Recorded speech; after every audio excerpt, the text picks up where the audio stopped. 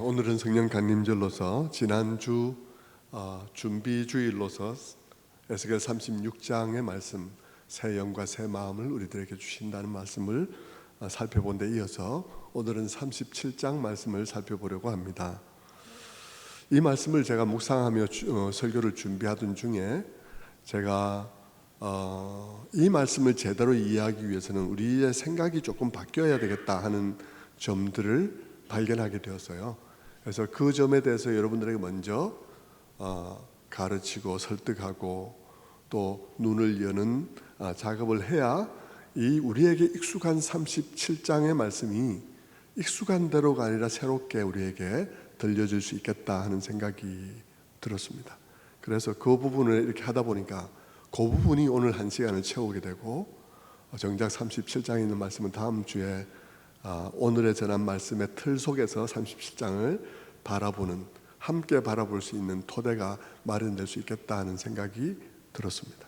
그래서 오늘은 그 이야기를 조금 함께 나누려고 합니다.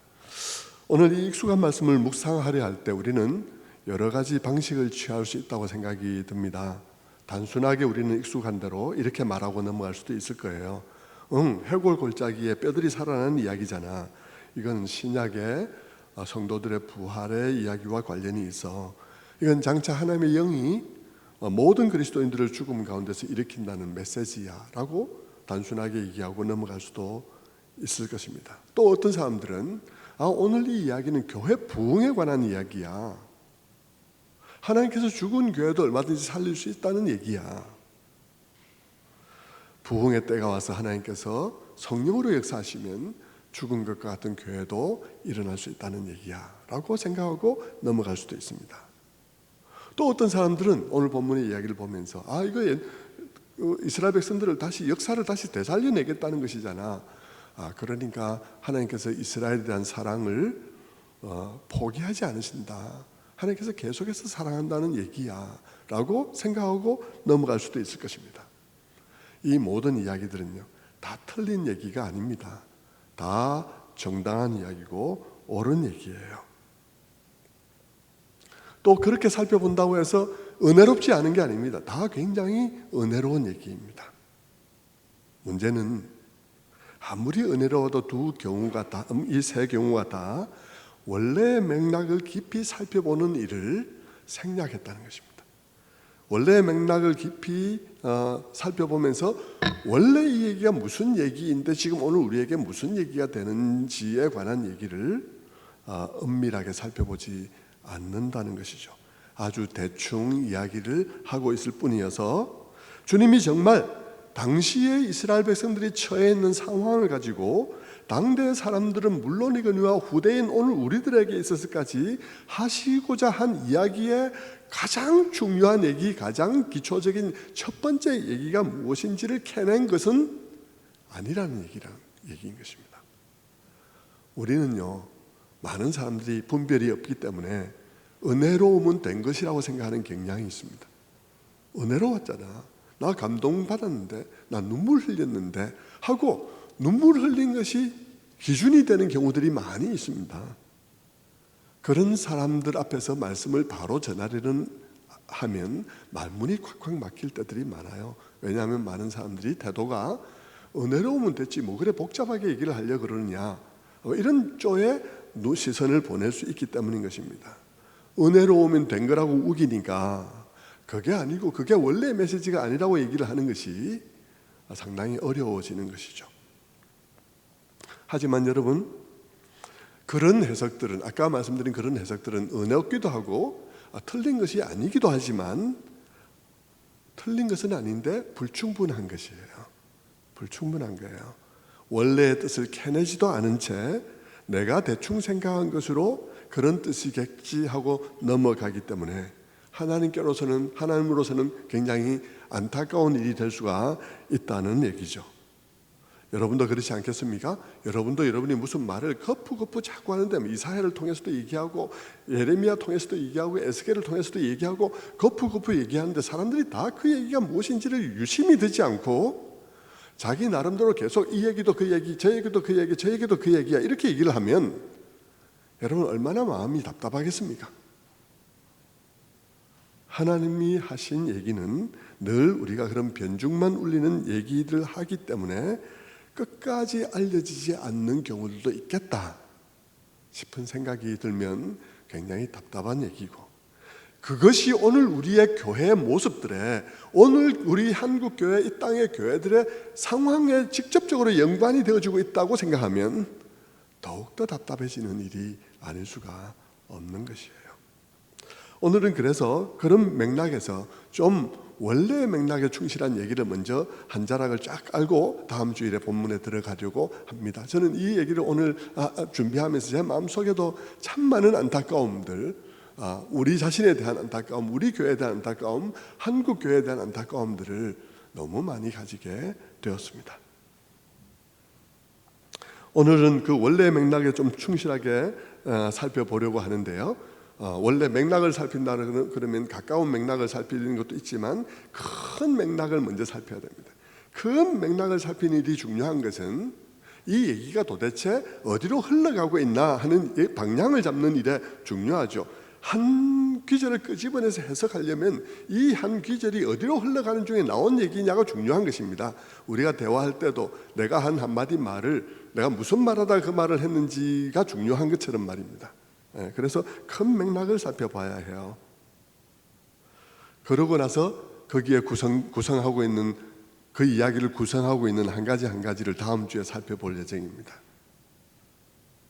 그러지 않고 거기에 들어있는 에스겔이 첫 번째 대언했더니 살들이 막 붙어지고 두 번째 대언했더니 어떻게 됐고, 이런 구체적인 하나하나를 먼저 큰 맥락 없이 살피면 은혜로울 수는 있지만 원래 맥락, 원래 이야기가 살아나지 않을 수가 있는 것입니다. 그러면 우리는 또다시 우리가 들었던 메시지들을 반복하면서 별 유익이 없이 또 끝나게 되어지게 되는 것이죠.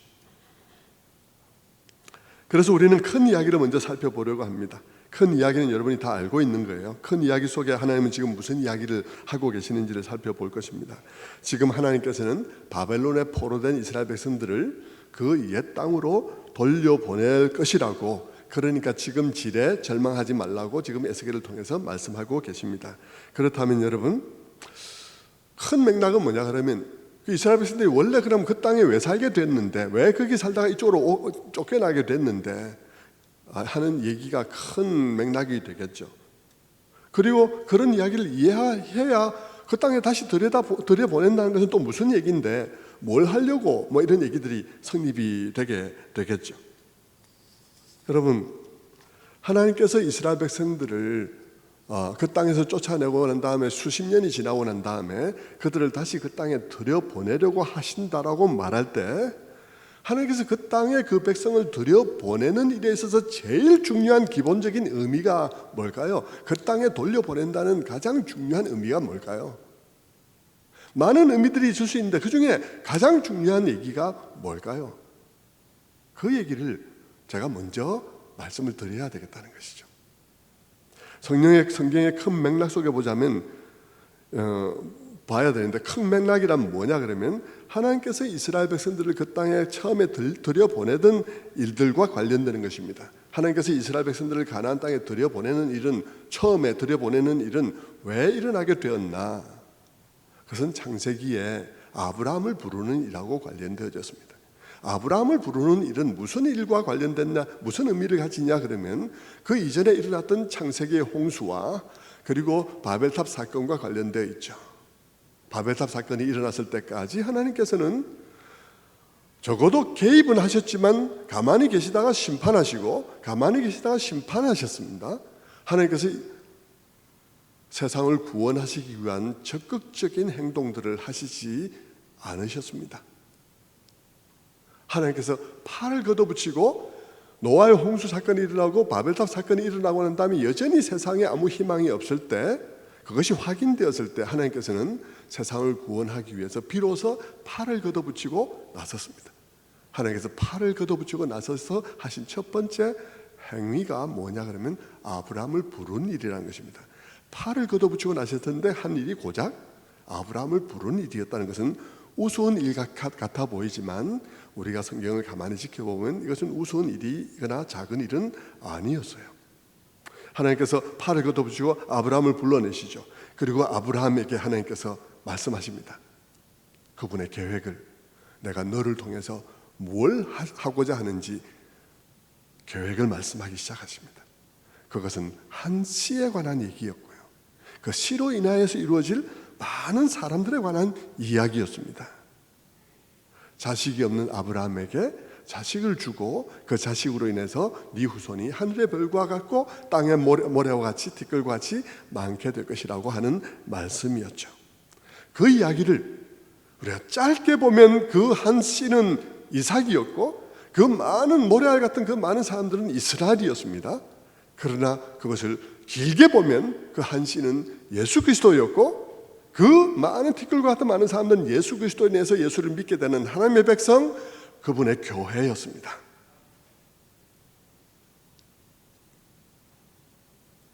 그런데 여러분, 성경에 이런 방식의 이야기가 계속된다는 거예요. 어떤 방식이요? 이것이라고 얘기를 했는데 그건가 하고 보면 그것이 맞긴 맞는데 그게 아닌, 그게 맞긴 맞는데 그게 아닌, 그래서 좀 더 떨어져서 보면 그것보다 저 뒤에 또 그게 진짜 그게 나타나는 이런 방식의 얘기가 계속되어 나타나고 있다는 것입니다. 성경 속에는. 구약의 이야기는 늘 그런 것이죠. 하나님께서 말씀하십니다. 말씀하신 것이 이루어질 것처럼 보입니다. 그리고 이스라엘에게 있어서 그것이 이루어지는 것 같았습니다. 그런데 보니까 그게 한 걸음 물러나서 보면 그게 이루어진 게 아니에요. 아닌가 하고 보면 맞아요. 맞는가 하고 보면 아니에요. 이런 이야기가 계속 되어지는 것이죠. 그것은 구약 이스라엘 백성들의 역사 속에서 이루어지는가 하고 봤더니 이루어지고 있었는데 정작 보니까 그게 아니야.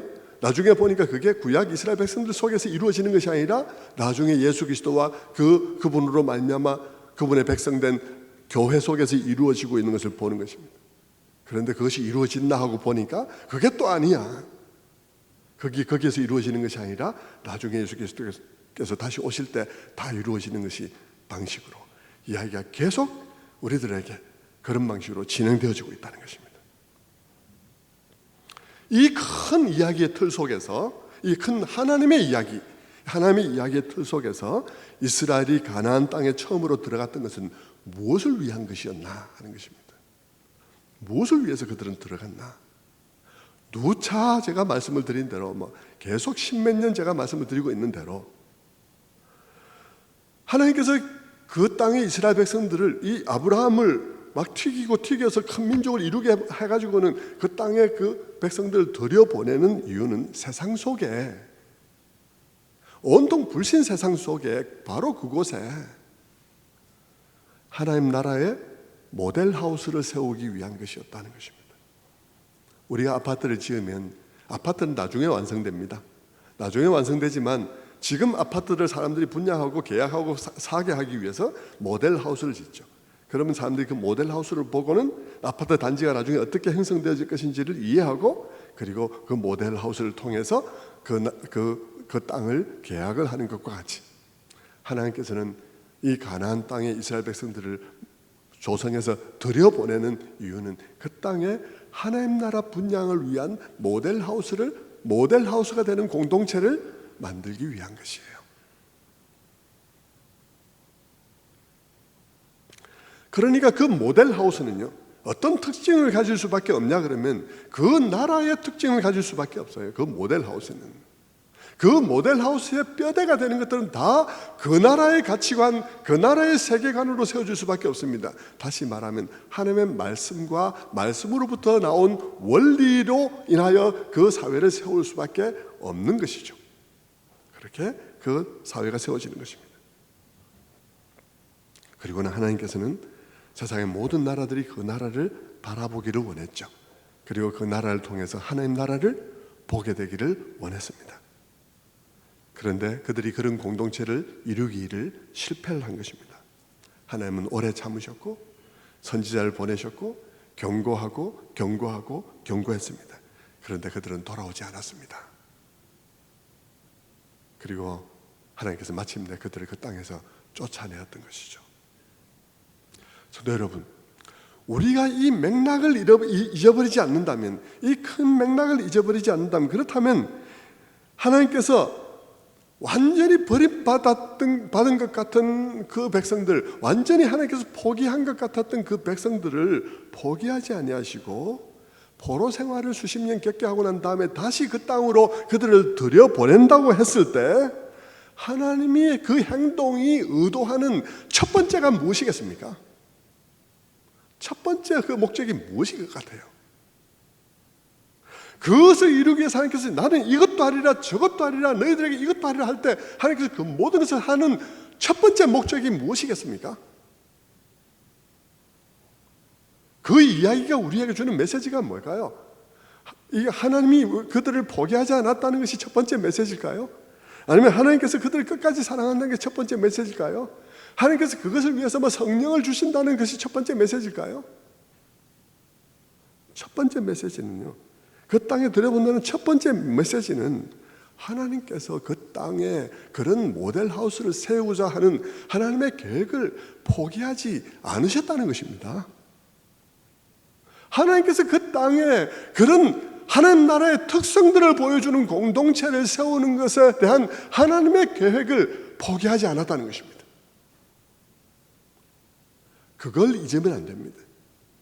오늘 이 우리 37장 속에서 여러분이 성령을 발견하건 말씀을 발견하건 무엇을 발견하건 간에 그 메시지가 무엇을 위한 메시지인가? 라고 묻는다면 그 공동체에 관한 하나님의 꿈을 포기하지 않았다는 것입니다.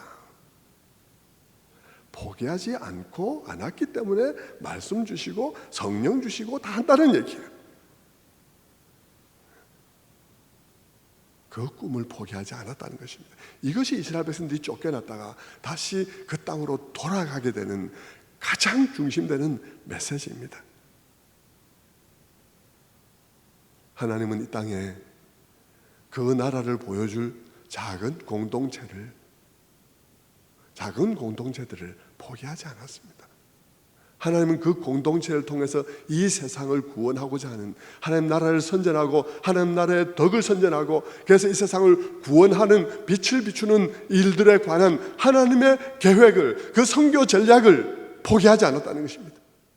그 선교 전략을 변경하지 않았습니다. 아브라함의 때로부터 그때까지 그리고 지금까지 포기하지 않았다는 것입니다.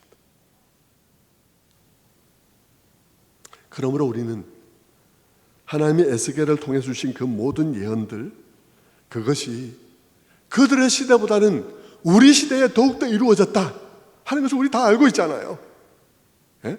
에스겔을 통해 주신 그 모든 예언들이 그들의 시대보다는 우리 시대에 더욱더 성취되었다는 것을 보면서 우리가 기억해야 될 것이 무엇이겠습니까? 그냥 우리 시대에 이렇게 다 알게 해주셔서 감사합니다. 우리에게 성령 주셔서 감사합니다. 그리고 아멘하고 끝입니까? 그럼 끝나면 되는 것입니까? 우리가 이 맥락을 안다면 하나님께서 우리들에게 그들의 시대보다 우리 시대에 더 이렇게 성취된 것을 우리가 십자가 이편에서 더 알게 해주셔서 감사합니다. 그게 끝일 수 있습니까? 그게 끝일 수 없다는 것입니다. 그건 끝일 수 없어요. 우리가 물론 그것도 알아야 됩니다. 하나님께서 말씀하신 이 말씀들이 그때는 이루어지지 않았지만 이렇게 어떻게 십자가에 이루어졌고, 그때는 이루어지지 않았지만 어떻게 성령 강림을 통해서 이루어졌고 알아야 됩니다. 그런데 여러분, 우리가 놓치지 말아야 할 것은 우리가 그 모든 것을 구약의 어느 정도들보다 더 생생하게 또 그 모든 것들을 좀 큰 관점을 갖고 이 모든 것을 이해할 수 있는 놀라운 그런 신약시대의 특권들을 가지고 있으면서 그들의 시대에 이루어진 것보다 우리 시대에 이루어진 것이 많은 그런 시대를 살아가면서 우리가 여전히 하나님의 꿈에 관해서 아무 관심이 없다면 그 교회는 또 쫓겨나야 하는 것이죠. 또 발표해야 하는 것이죠. 또 포로 시대를 맞아야 되는 것이죠.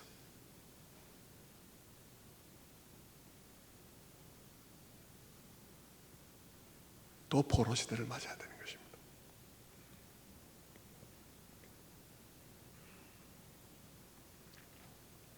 구약보다 더 놀라운 신약의 말씀을 가지고 있으면서 하나님의 약속들이 다 어떻게 성취되었는지 구약 백성들은 몰라도 우리는 알면서, 그리고 그 약속들의 결과를 누리면서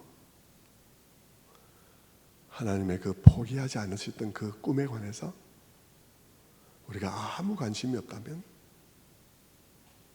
우리는 구약에 쫓겨난 이스라엘 백성들보다 더 못한 교회인 것입니다. 더 못한 교회죠.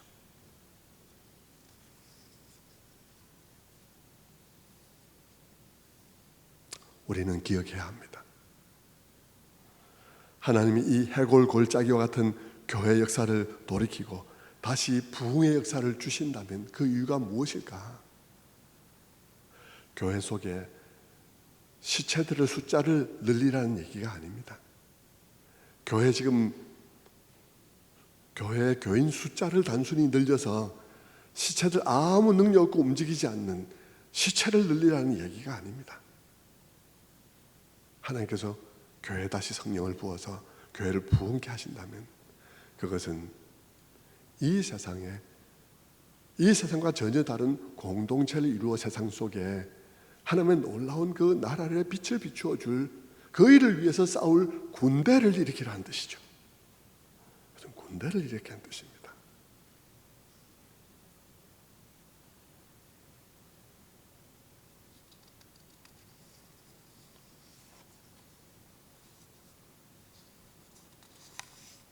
저는 그런 점에 있어서 이 틀 속에서 본문의 메시지를 봐야 한다고, 이게 기본적인 틀이라고 말씀을 드리고 싶은 것이죠. 아울러서 여기까지 말씀을 했으니까 분별을 위해서 여러분에게 한 가지 더 이야기를 더 첨부를 하려고 합니다. 지금까지 했던 말씀만큼이나 또 얘기를 한 가지 첨부해서 말씀을 드려야 될 것 같아요. 그것은 하나님의 모델하우스인 교회와 교회 안에서 추구하는 삶들이 이 세상의 정치적인 상황과 어떤 관계를 갖는 것이 맞느냐 하는 이야기입니다. 왜 이 말을 하느냐 그러면 하나님이 교회 공동체에 기대하는 삶, 교회 공동체에 담겨야 할 삶은 잠시 하나님께서 교회 공동체에 담기를 원했던 삶이 아니기 때문이에요. 하나님께서 교회 공동체 속에 담기기 원했던 삶은 하나님께서 이 모든 역사가 끝난 날 이 모든 세상을 그와 같은 나라로 만들기 위한 계획 속에서 지금 그 나라의 그림자로서 지금 이 교회 속에 그런 관계와 그런 공동체를 담기를 원했던 것입니다. 그러니까 이 삶은 우선 하나님의 교회 공동체 속에 담겨야 할 삶이고 관계이지만 사실은 이 삶은 세상 전체가 그렇게 변해가야 할 그런 삶이기도 한 것이라는 것이죠. 그렇다면 우리가 그렇게만 이해를 하면 우리 마음속에 상당히 마음의 어려움들이 또한 생기게 되어 있습니다.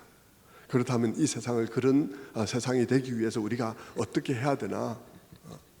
그렇게 하려고 할 때 이렇게 변하지 않는 세상 속에서 우리가 이 사회 속에서 그런 세상에 변혁시키고 세상을 그렇게 하기 위해서 우리가 애를 쓸 때에 어디까지가 목표인가? 이 세상이 완전히 그렇게 변할 수 있는 건가? 하는 것부터 시작해서 그렇다면 어디까지 개입하는 것이 맞는가? 아니면 개입 안 하면 어떤 방식으로 개입하는 게 맞는가? 어디까지? 그리고 어떤 방식으로? 이러면서 질문이 한두 개가 아닌 거예요. 너무너무 많은 질문이 그 문제가 일으키는 것입니다. 좀처럼 목사님들이 정치에 대해서 설교하기가 어려운 것이 그런 이유이기도 해요. 여기에는 상당히 주의해야 될 요소들이 많이 있기 때문인 것입니다. 교회가 정치에 관여되어질 때 교회는 세상에 대해서 어느 만큼 세상이 변하기를 기대해야 되는 것인가? 완전히 하나님 나라로 변할 때까지 죽기 살기로 그냥 끝장을 봐야 되는가? 어떻게 해야 되는가? 정치적 소용돌이 속에서 기독교인의 처신의 문제는 간단하지 않고요. 더더군다나 목사의 처신은 더더욱 굉장히 간단하지 않습니다. 원론적으로 말하자면 목사도 사람이니까 정치적인 입장을 표명할 수는 있습니다. 그런데 여러분, 사람이니까 할 수 있다는 것이죠. 목사도 사람이니까 할 수 있다는 것이지, 목사님이 그냥 사람이 아니라 특별한 사람일 때는 또 다르죠. 한 사람으로서, 한 개인으로서 정치적인 의사를 표명할 수 있습니다. 당연히 할 수 있어야 되죠. 그러나 그 목사가 개인일 때와 교회의 대표일 때와 또 설교에 다녔어서 하나님 말씀을 말할 때는 다른 거예요. 이건 다른 상황입니다. 여러분하고 모여서 내가 개인적으로 또 목사님끼리 모여서 나의 정치적인 입장에 대해서 얘기하는 거 얼마든지 할 수 있습니다. 왜냐하면 저는 개인이니까요. 그때는 할 수 있습니다. 교회를 대표할 때는 교인들이 다 컨센서스를 이룬다는 것이 먼저 전제가 돼야 되겠죠. 교인들이 그런 입장 표명에 대해서 동감하고 있는가가 표명이 돼야 교회가 교회의 대표가 되지 않겠습니까? 그렇지 않고 설교를 할 때는 굉장히 복잡해지는 것입니다. 한편으로는 목사는 선지자적인 메시지를 말해야 하지만 다른 한편 목사는 부정확하고 편견에 치우친 자기 감정에 불과한 판단을 해서는 안 됩니다. 여러 가지 고려를 하다 보면 목사가 타당하기도 어렵고 타당하지 않기도 굉장히 어렵다는 사실을 알 수 있을 거예요. 그러므로 여러분, 목사는 구체적인 이슈에 대해서 설교를 하는 일을 삼가야 됩니다. 왜냐하면 구체적인 이슈는 여러분의 몫입니다. 여러분이 기업가잖아요. 여러분이 교사잖아요. 여러분이 과학자잖아요. 그 과학의 영역에 있어서 여러분이 구체적으로 어떻게 구체적인 사안에 대해서 얘기할 때는 여러분이 해야 됩니다. 저는 뭘 해야 되냐? 여러분이 그런 판단을 할 수 있도록 원리를 제공하는 일을 해야 됩니다. 제가 여러분이 사고할 수 있는 토대를 깔아주는 것입니다. 성경을 통해서. 그러면 여러분이 그 원리를 이해하고 세상은 이래야 되는 것이구나, 하나님께서 세상에 대해서 원하시는 건 이것이구나 하는 것을 상세하게 여러분에게 원리를 가르쳐 줌으로써 과학자는 자기의 과학의 영역에서, 교사는 자기의 교사의 영역에서, 회사를 운영하는 사람은 회사의 운영의 영역에서 나는 어떻게 그리스도인일 수 있을까? 나는 어떤 점에서 과학자여야 하고 나는 어떤 점에서 이것에서 그리스도인 됨을 또 하나님의 방식으로 살아야 하는 것인가를 여러분이 거기서 고민해야 되는 거예요. 목사가 구체적인 정책 하나도, 목사는 그 정책의 모든 면을, 많은 측면을 아는 사람이 아니에요. 공부는 해야 되죠.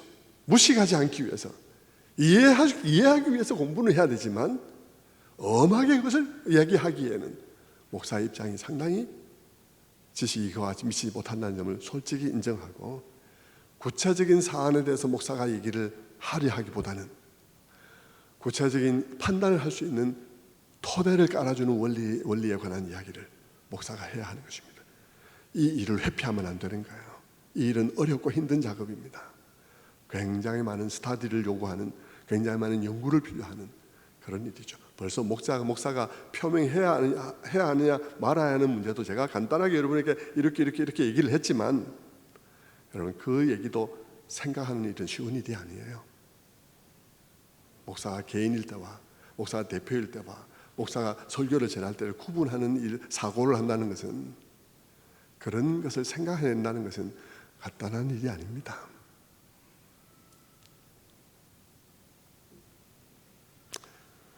지금도 제가 지금 그 일을 하고 있는 거예요. 여러분이 똑바로 생각을 하면서 말씀을 보고 똑바로 여러분의 삶 속에 적용하기 위해서 지금 토대를 깔고 있는 작업을 하고 있는 중입니다.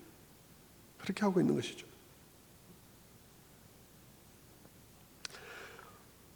자, 그런 일과 관련해서 오늘 우리가 읽은 본문을 가지고도 그런 점에서 한 가지 깨달음을 더할 수가 있습니다. 이 우리의 현실에 관해서, 현실에 우리가 어떻게 개입할 것인가, 아니면 이 현실이 마음에 드냐 들지 않냐 하는 이런 여러 가지 문제들에 관해서 교회는 전통적으로 두 가지 입장에 있었습니다. 한 가지씩 각자 두 가지 중에 한 가지 입장에 처해 있는 사람들이 거의 대부분이었죠. 서로 반대되는 입장인데요, 하나는 약간 진보적인 입장을 가지고 있는 것입니다. 교회는 온통 이 사회에 정의의 실현을 위해서 전력을 다해야 한다 하는 것입니다. 어느 만큼 헌신해야 되는데라고 묻는다면 이 세상이 완전히 정의로운 세상이 되기까지 죽기 살기로 투쟁을 멈추지 말아야 한다 하는 입장을 가지고 있죠. 세상이 뒤집어질 때까지 투쟁을 해야 된다는 입장을 가지고 있습니다. 말은 맞는데요. 말은 세상이 바뀌어야 하죠. 바뀌어야 하는 말은 맞는데 실제로 이런 노선의 사람들은 실제적으로는 이제 어떠냐, 양측의 진영의 사람들이 어떤 주장을 하는데 실제적으로는 어떤가 하는 얘기를 제가 지금 하고 있는데요. 그런 말을 하는 사람들은 말은 그렇게 하는데 말은 맞죠. 뭐든지 이렇게 구호를 외친다거나 이렇게 어떤 그것을 내세울 때는 그 말은 맞아요. 이제 구체적으로 이제 어떻게 어떤가는 이제 다른 문제인데, 구체적으로 어떠냐 그러면 그 사람들은 영혼 구원에는 별로 관심이 없어요. 성경에 대해서도 두루 관심이 있기보다는 특별히 정치적으로 해석이 가능한 본문들에 관심이 많아요. 그래서 성경의 많은 부분들이 그냥 넘어가요. 그래서 자기들의 생각하는 입장을 지지해 주기 위해서 성경을 활용한다는 느낌을 배제할 수가 없죠. 그런데 여러분, 세상에는 또 다른 진영의 사람들도 있습니다. 그 사람들은 이제 보수주의적인 사람들이죠. 그런 사람들은 앞에 말한 그런 사람들에 대해서 비난을 합니다. 뭐라고 비난하냐 그러면 그건 막시즘의 영향을 받은 사람들이다라고 비난을 하죠. 그다음 그들은 어떤 입장인가? 그들은 어떤 입장이냐 그러면 그분들은 이런 생각을 하는 것입니다. 이 세상은 절대로 그런 이상사회가 될 수 없어. 우리 주님도 알고 있어. 주님 오시기까지 이 세상은 그렇게 변하지 않을 거야. 그건 주님께서도 아시고 계시는 것이기 때문에 우리는 이 세상 살아가는 동안에 영혼 구원을 위해서 힘써야 된다. 그리고 우리가 영혼을 구원하면 사람들이 변하잖아. 사람들이 변하면 그게 세상이 변하는 거지. 이렇게 이제 얘기를 하는 것입니다. 그런 사람들은 교회가 정치에 대해서 관심을 갖는 것에 대해서 터부시하죠. 아예 교회가 정치에 대해서는 입에 담지 말아야 한다고 생각합니다. 그러면서 주로 관심을 가진 것은 영혼 구원을 위한 총동원주의를 하면서 이제 예수 믿고 구원 얻으라는 메시지를 전하기를 즐겨하죠. 전자의 사람들은 이 후자의 사람들을 보면서 뭐라고 말하냐 그러면 말도 안 되는 소리 집어치우라고. 만약 당신들이 그렇게 정치적인 상황과 사회의 지금 현상에 대해서 무관심하면 이 사회에서는 불의가 점점 더 뿌리를 내리게 되고 점점 더 불의가 구조화되어져서 나중에 불의가 구조를 딱 잡게 되면 당신들이 당신들 교인 보고 사회에 나가서 죄 짓지 말라고 아무리 말해도 그 사람들이 사회에 그렇게 확립된 구조 속에서 죄를 안 지을 수 없는데 당신들의 말이 무슨 소용이 있냐 이렇게 말하게 되는 것이죠. 그 말을 들으면 또 그 말도 맞는 것 같은 게 현실입니다.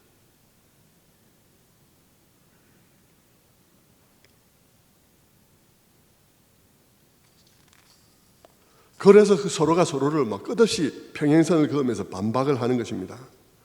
한쪽의 사람들은 예수 믿으면 사람들이 변하게 되고 그리고 그러면 불의를 행하게 되지 않는 것이지 교회가 정치에 치중하게 되면 사람들이 교회를 떠나게 된다. 그것도 말이 맞죠. 목사가 어설프게 정치 얘기를 하면 교회가 쪼가리 나고 사람들이 떠나게 되죠. 결국 영혼 구원을 받아야 사람들이 변하는 것 아니냐. 맞습니다. 그 말 맞죠. 다른 쪽에서는 또 뭐라 말합니까? 사회적인 불의에 대해서 무심하면 사회 불의가 구조화될 뿐 아니라 그런 사회 현상에 대해서 무심하면 교회가 영향력을 상실하게 돼. 교회가 영향력을 상실하게 되면 사람들이 교회를 떠나게 되지. 세상에서 외면받는 교회로서는 세상을 구원할 수 없어. 맞잖아요. 두 진영에서는 줄기차게 자기 얘기를 하는 것입니다. 그러면서 같은 본문을 보고도 각자 자기 방식으로만 이해를 해요.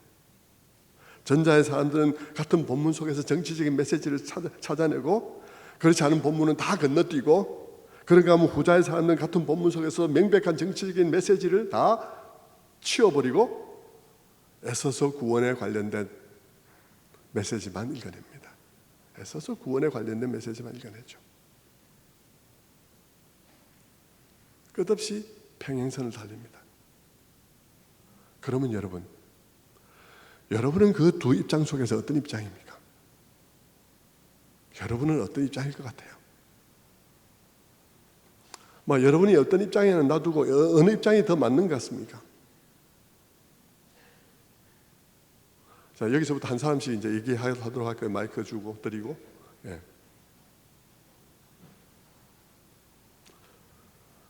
성경의 입장은요, 이 두 입장 어느 한쪽에 완전히 일치하지 않습니다. 성경이 이 두 입장 중에 어느 한 입장을 완전히 지지하지 않습니다. 성경의 입장은 뭐냐 그러면요, 우선 성경은 이 세상이 정의롭게 되기를 원해요. 하나님은 그렇게 세상을 만들기를 원하셔요. 또 우리가 그 일에 힘쓰기를 원하십니다. 그런데 성경은 이 세상이 주님 오시기까지 그 일이 완전하게 이루어질 것이라고 기대하지 않습니다. 그 말은 무슨 말이냐 그러면요, 우리가 이 세상을 변화시키기 위해서 힘써야 한다고 말하면서도 우리가 이 세상이 완전히 그런 이상사회로 변할 수 있다고 지나치게 확신한 나머지 지나치게 성급하고 지나치게 극단적인 행동들을 하는 것에 대해서 찬성하지 않는다는 것입니다. 변하기는 원해요. 세상이 그렇게 변하는 게 하나님의 뜻입니다. 그러나 하나님은 우리가 살아가는 날 동안 세상이 그런 이상사회가 되리라고 말하지 않습니다. 그렇기 때문에 우리도 호흡을 조금 길게 가져야 돼요. 너무 조급하게 극단적으로 그렇게 행동하는 것을 성경이 찬성하지 않습니다. 또한 성경은 우리들에게 우리가 그렇게 현실을 뒤집으려고 한다 하더라도 성경은 현실의 불의하다고 인정하는 것과 함께 또 성경은 뭘 인정하느냐 그러면 그걸 뒤집겠다고 하는 사람들 또한 부패한 사람들이라는 사실을 성경은 말하고 있습니다. 그것을 뒤집으려는 사람 또한 부패한 사람들이기 때문에 그들이 변화시키려는 과정에서 더 큰 죄악을 만들어낼 가능성도 얼마든지 존재한다는 사실을 성경은 경고합니다. 타락한 인간의 인간성은 변혁을 일으키는 과정 속에서 더 큰 악을 만들어낼 가능성이 있으며 변혁을 일으키는 과정 속에서 자기는 선이라고 착각할 가능성이 충분히 있다. 그것을 경고하죠. 그리고 더 나아가서 성경은 인간이 약간의 변화를 이루어냈다 할지라도 인간은 얼마든지 그 변화를 아무 소용없게 만들 능력을 갖고 있다는 사실을 인정합니다. 변화를 아무 소용없게 할 능력이 있다는 사실을 인정하죠. 그러면서 성경은 다른 한편 또 어떻게 생각하냐 그러면 성경은 주님 오시기까지 이 세상이 완전한 이상사회가 될 것이라 기대하지 않는다고 해서 우리가 사회 변혁에 힘쓰지 않고 그냥 전도에나 힘쓰며 공의와 정의에 대해서 아무 관심을 기울이지 않는 것에 대해서 찬성하지 않습니다. 그게 찬성되지 않습니다. 오히려 그 반대죠. 성경은 끊임없이 우리가 공의와 정의에 대해서 관심을 가지기를 원하고 성경은 끊임없이 주의 백성들에게 여러분에게 하나님이 공의와 정의에 대해서 관심을 가지고 있다는 사실에 대해서 끊임없이 얘기하기를 요구합니다. 끊임없이 얘기하기를 요구합니다. 그리고 우리가 성경 본문을 읽을 때마다 성경 본문이 그것을 말하고 있다는 점을 봐야 한다고 얘기를 하는 것이죠. 그게 무슨 말이냐? 그러면 성경이 우리에게 뭘 어떻게 하라는 거냐? 성경은 우리들에게 공의와 정의에 대해서 관심을 가질 걸 요구하면서 성경 본문에 그것이 가득 차 있는 것을 발견하고 그 메시지에 주목하고 그것을 전할 것을 요구하면서 그러면서 세상이 너무 과격하게 그렇게 하기를 원하지 않고 세상이 그렇게까지 완전하게 변할 것을 기대하지 않는다고 말하는 것은 무슨 뜻이냐? 그게 도대체가 어떻게 하라는 거냐? 성경이 요구하는 것은 우리가 공의와 정의에 대해서 계속 관심을 가지면서 교회 안에서 계속 말을 하라는 것입니다. 성도들이 하나님의 백성들은 공의와 정의에 하나님을 섬기는 백성들이라는 사실을 계속해서 말하라는 것입니다. 하나님의 통치는 공의와 정의라는 사실을 계속해서 얘기를 하라는 것입니다. 그런데 여러분, 보수 진영에서 잘못한 건 뭡니까? 보수 진영에서 잘못한 것은 그 얘기를 안 한 거예요. 그 이야기를 안 하고 영혼 구원만 하는 얘기만 계속 한 거예요. 정치하고 선을 긋는다고 말하면서 그 얘기를 계속 안 한 거예요. 그 이야기를 하는 게 너무 중요한데 교회 안에서 그 이야기를 안 한 거예요. 성경이 결국 우리에게 요구하는 것은 뭐냐 그러면, 성경은 이 사회가 뒤집어지기를 원합니다. 잘못된 사회는 뒤집어지기를 원합니다. 이 잘못된 사회 같으면 그 급진적인 변화가 일어나기를 원합니다.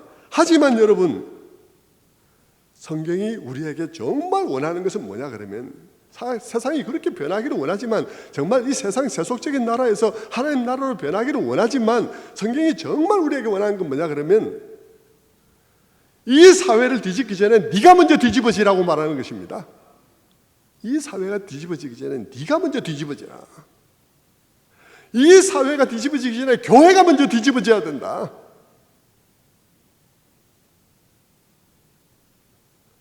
이 사회를 과격하게 뒤집으려 생각하지 말고 교회가 급진적으로 뒤집어지라. 급진적으로 예수님의 말씀을 따르는 교회가 되라. 그러면 세상이 영향받는다 하는 이야기를 하고 있는 거예요. 그런데 여러분, 보수 진영에서는 교회 안에서 그 얘기를 하지도 안 하고, 진보 진영에서는 밖에 나가서 난리를 치고, 하나님께서는 모델하우스를 굳건하게 잘 만들어라 하는 얘기를 계속해서 하고 계신데, 하나님께서는 교회가 평소에 공의와 정의에 대해서 관심을 가지고 교회 안에서 많은 가르침이 활발하게 일어나고, 그래서 성도들의 의식이 그 점에 대해서 막 깨어나며, 우리가 그냥 말씀과 기도, 말씀과 기도, 말씀과 기도 이렇게 말하지 않고 그게 전부 다 무엇을 위한 것인지를 깨달으면서 성도들의 의식이 깨어나기를 원하며, 그래서 성도들이 그런 공의와 정의에 관한 성경의 모든 말씀들을 깨닫고 그 의식들이 깨어나면서 각자의 마음속에 강구하게 변화가 일어나 있어서, 그들이 사회 속에서 총리로 등용되든 아니면 어떤 회사에 취직하든 어디를 가서 무슨 일을 하든지 간에 그들은 각자가 마음속에 변화되어 있어서 그렇게 거기서 하나님의 백성으로서 자기의 일터를 변화시켜가면서 살아가기를 원하신 것이지, 교회가 평소에 아무 관심이 없다가 공의와 정의에 아무 관심이 없고 그런 얘기는 전혀 안 하다가, 평소에는 뭐 정치하고는 우리는 뭐 담을 쌓아야 된다 이렇게 말하고 있다가 어느 날 어떤 정권이 들어서서 그것이 교회에 대해서 조금 불편하다, 그러니까 그때서 나가가지고 민주주의 얘기하고 뭐 얘기하고, 이거는 꼴사나운 짓인 거예요.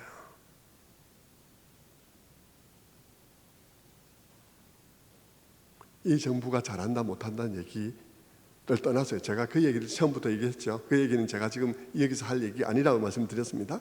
그거하고 상관없이요, 우리 교회 얘기예요. 교회 얘기.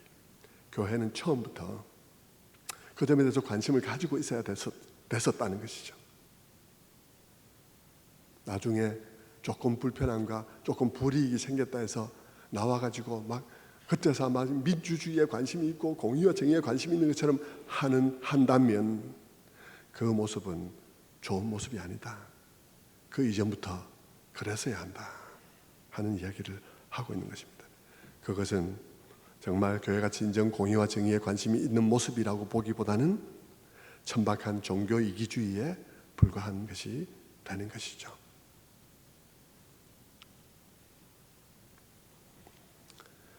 하나님이 원하시는 것을 무엇인지 마지막으로 잠깐 살펴보고 마치겠습니다. 하나님이 원하시는 것을 한번 보십시다. 하나님께서 원하시는 것을 어떻게 이루라 하셨는지. 하나님은 우상 숭배를 싫어하십니다. 우상 숭배를 하지 않기를 원해요. 온 세상이 우상 숭배하고 있는데 온 세상이 하나님께로 돌아오기를 원하죠. 하나님이 원하시는 것은 온 세상이 우상 숭배를 버리는 것을 원하십니다. 그런데 여러분, 이스라엘 백성들에게 어떻게 처신하라고 했나요? 하나님께서 이스라엘 백성들에게 다른 나라에 가서 막 침공해서 우상을 다 무너뜨리라고 요구하신 적이 한 번도 없습니다. 하나님께서 요구하신 것은 가나안 땅에서만의 이야기였습니다. 가나안 땅에서 우상을 척결하라고 말했습니다. 왜냐하면 거기는 모델하우스를 세우는 곳이기 때문에요. 오늘날로 말하면 우리가 우상을 척결해야 되는 것은 교회 아닙니다. 교회 안에서 우상하고 치열하게 싸워야 됩니다. 사월 초파일 돼가지고 자기들 법회하는데 거기 가서 뭐 예수 믿으라 이러는 게 아니고요. 우상을 척결하면 우리 안에서 척결해야 되는 것입니다. 성경을 보면 기도원에게 하나님께서 네 아비의 집에 아세라상과 바알상을 찍어버리라고 요구하시는 대목이 나옵니다. 그건 가나안 안에서의 얘기고 이스라엘 안에서의 얘기였습니다. 가나안 7족속을 다 몰아내라, 그건 가나안 안에서의 얘기였습니다. 그럼 뭘 말하는 것입니까? 하나님께서는 오늘도 교회가 교회답기를 원하는 것입니다. 교회가 그 말씀에 따라서 교회 되기를 원하는 것입니다. 하나님이 세상이 우상에서 돌이키기를 원하지 않는 것입니까? 아닙니다. 원합니다. 원하는데 그 세상을 뒤집으려고 가서 세상에 가서 뭐 사울 초파일 법회하는데 방해하지 말고 네가 네 교회 속에서 네가 뒤집어져라. 네가 뒤집어져라. 네 교회 자신이 정의롭고 교회 자신이 공의로워야 한다. 그러는 것이죠. 교회 자신이 정치와 별개라고 말하지 않고 정치를 판단할 수 있는 토대를 가르치라. 성경이 분명히 우리에게 제공해주는 그런 모든 메시지를 외면하지 마라. 그런 얘기들은 자주 외쳐져야 된다. 왜냐하면 우리 모두는 정치 속에 들어가서 정치적인 상황 속에서 살아갈 것이기 때문에 판단할 수 있도록 교회는 거기에 대해서 자주 외쳐야 된다 하는 것입니다.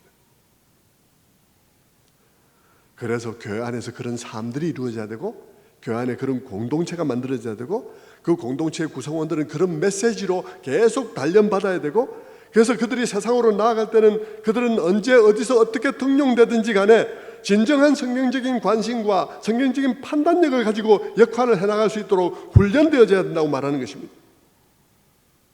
그렇게 날카롭게 벼려져야 되는 것이죠. 그러고는 세상에 나아갈 때는 어떻게 나아가야 되나요? 속은 그렇게 단련받고 말씀으로 확고하게 그렇게 세워지고 확신이 있고 결정되어져 있지만 세상으로 나아갈 때 어떻게 나아가는 것입니까? 온유하고 겸손하게 그리스도처럼 과격하게 막 그런 행동들 하는 것이 아니라 이사야 42장 2절에 있는 말씀처럼 그는 외치지 아니하며 목소리를 높이지 아니하며 그 소리를 거리에 들리게 하지 아니하며 상한 갈대를 꺾지 아니하며 꺼져가는 등불을 끄지 아니하고 진실로 정의를 시행할 것이라. 진실로 정의를 시행할 것이라. 진실로 정의를 시행할 것이라. 정의를 시행한다 그러면 우리는 머리에 띠를 떼야 한다고 생각합니다. 정의를 시행한다고 우리는 쇠파이프를 들어야 한다고 생각합니다. 그러나 여러분, 주님은 정의를 시행하되 진실로 정의를 시행하지만 목소리를 높이지 아니하고 들레지 아니하며 상한 갈대를 꺾지 않은 방식으로 하고 있다는 사실이죠. 교회 안에서 늘 성경의 메시지를 계속해서 듣고 내 마음이 그 마음에 승복하고 변화되어져서 단련받고 내 마음이 견고하게 하는 말씀으로 빚어져서 그리고 세상에 나아갈 때 사람들은 부드럽게 나오니까 온유하게 나오니까 온유할 수밖에 없죠. 우리가 하나님의 은혜를 아는 사람이니까 사실은 온유해야 되는 거지. 그럼 세상 사람들이 그걸 보면서 야, 저 사람 되게 참 물이네, 물처럼 보이네. 시키면 시킨 대로 다 할 것 같다. 우리 끌어들여서 우리 하수인이나 시키자. 그래서 그 사람을 데리고 와가지고 정작 불의를 행해야 될 때 딱 보니까 꼼짝도 안 해, 이 사람이. 굉장히 온유해가지고 이 사람을 어떻게 하면 주물락주물락 할 것 같았는데 정작 딱 아닌 것을 아니라고 말해야 되는 상황이 딱 오니까 아무리 해도 꿈쩍도 안 하는, 이게 뭐야 이게 도대체. 그리스도인은 그런 사람입니다. 예수 그리스도는 그런 분이었습니다.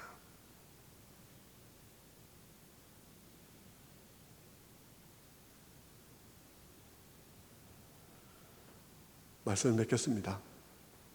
다음 주에 이 본문의 메시지를 들어가기 위해서 오늘 바탕을 깔은 작업을 했습니다. 구체적으로 하나하나를 살펴보겠죠. 하나하나가 다 은혜로울 것입니다. 그러나 잊지 마십시오. 그 성령, 그 말씀 무엇 때문일까요?